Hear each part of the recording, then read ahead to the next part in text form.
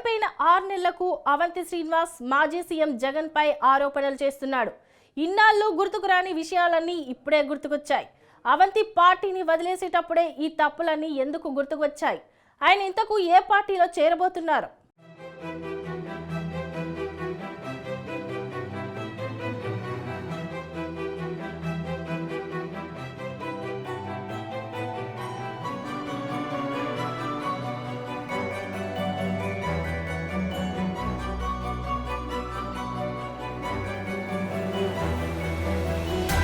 YCP మాజీ మంత్రి అవంతి శ్రీనివాస్ ఆ పార్టీకి రాజీనామా చేశారు. అసెంబ్లీ ఎన్నికల్లో మరోసారి భీమిలి నుంచి పోటీ చేసి ఓడిపోయిన అవంతి 6 నెలల పాటు రాజకీయాలకు దూరంగానే ఉన్నారు. కానీ అకస్మాత్తుగా తెరపైకొచ్చి తాను పార్టీకి రాజీనామా చేస్తున్నట్లు ప్రకటించారు. తాను పార్టీకి రాజీనామా చేయడం వెనుక బలమైన కారణాలున్నాయని అవంతి చెబుతున్నారు. అయితే ఆయన చెబుతున్న కారణాలు మాత్రం ఎవరూ నమ్మడం లేదంట.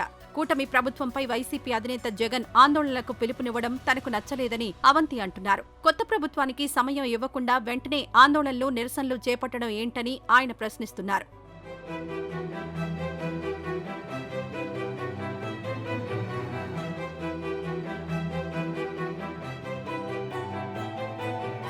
అవంతి శ్రీనివాస్ చెప్పిన కారణాలు చూసి అందరూ ఆశ్చర్యపోతున్నారట. గతంలో వైసీపీ అధికారంలో వచ్చిన నెల రోజులకే చంద్రబాబు, టీడీపీ శ్రేణులు విమర్శలు మొదలుపెట్టిన విషయాన్ని ఆయన మరిచిపోయారా అనే వ్యాఖ్యలు వినిపిస్తున్నాయి. మరోవైపు తాను 5 ఏళ్ల పాటు రాజకీయాలకు దూరంగా ఉంటానని కూడా చెప్పారు. కానీ రాజకీయాలకు దూరంగా ఉండే వ్యక్తి అయితే రాజీనామా చేయడం ఎందుకు? ఇలాగే సైలెంట్ గా ఉండొచ్చు కదా అని వైసీపీ కార్యకర్తలు ప్రశ్నిస్తున్నారు. ప్రతిపక్ష పార్టీ అన్నాక ప్రభుత్వంపై నిరసనలు తెలుపుతుంది, ప్రజల పక్షాన మాట్లాడుతుంది. ఇలా ప్రజల పక్షాన మాట్లాడుతున్నందుకే రాజీనామా చేస్తున్నారని అవంతి శ్రీనివాస్ చెప్పడం హాస్యాస్పదంగా ఉందని వైసీపీ వర్గాలంటున్నాయి.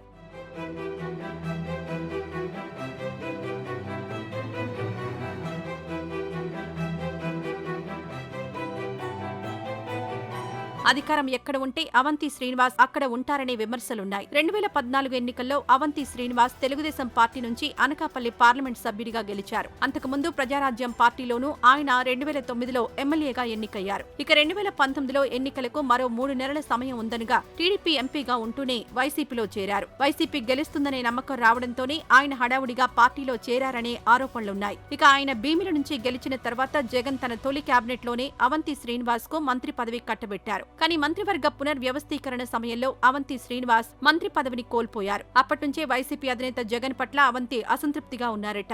ఇటీవల ఎన్నికల సమయంలో కూడా కేవలం భీమిలి నియోజకవర్గానికే పరిమితమయ్యారని, తనకు పాత పరిచయాలున్న అనకాపల్లి లోక్సభ పరిధిలో పార్టీ అభ్యర్థి కోసం ఎలాంటి కృషి చేయలేదనే ఆరోపణలున్నాయి.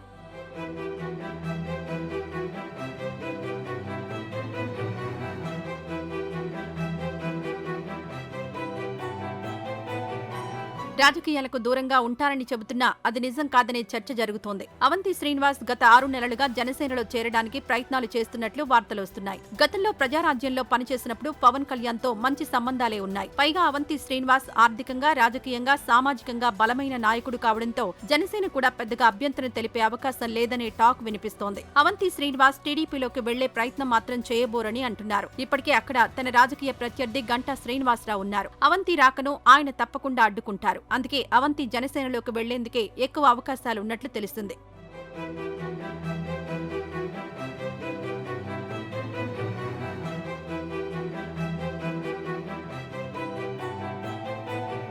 అసెంబ్లీ ఎన్నికల్లో ఓడిపోయిన తర్వాత జరిగిన స్థానిక సంస్థల ఎమ్మెల్సీ ఎన్నికల్లో తనకు ఛాన్స్ ఇస్తారని అవంతి భావించారట. కానీ ఆ ఛాన్స్ బొత్స సత్యనారాయణకు వెళ్లింది. బొత్స గెలవడమే కాకుండా ఏకంగా మండలిలో ప్రతిపక్ష నాయకుడిగా నియమించబడ్డారు. ఇది కూడా అవంతి అసంతృప్తికి ఒక కారణంగా చెప్తున్నారు. ఇక వైసీపీలో కొనసాగిన విశాఖ జిల్లాలో తనకు సరైన ప్రాధాన్యత దక్కదని అవంతి అంచనా వేసుకున్నారట.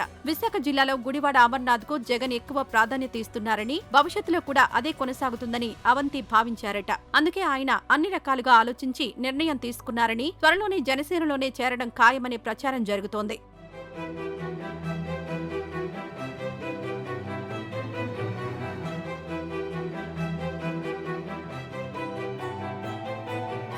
ఏదేమైనా అవంతి శ్రీనివాస్ వంటి బలమైన నాయకుడు పార్టీని వీడడం వైసీపీకి పెద్ద ఎదురుదెబ్బ అని చెప్పొచ్చు. వైసీపీ ఏర్పడిన దగ్గర నుంచి విశాఖ నగరంలో ఒక్క ఎమ్మెల్యే కూడా గెలవలేదు. ఇప్పుడు విశాఖను ఆనుకుని ఉన్న భీమిలి నుంచి కూడా బలమైన నేత వెళ్లిపోయాడు. దీంతో వైసీపీ మరో బలమైన నాయకుడిని తయారు చేసుకోవాల్సిన పరిస్థితి ఏర్పడింది.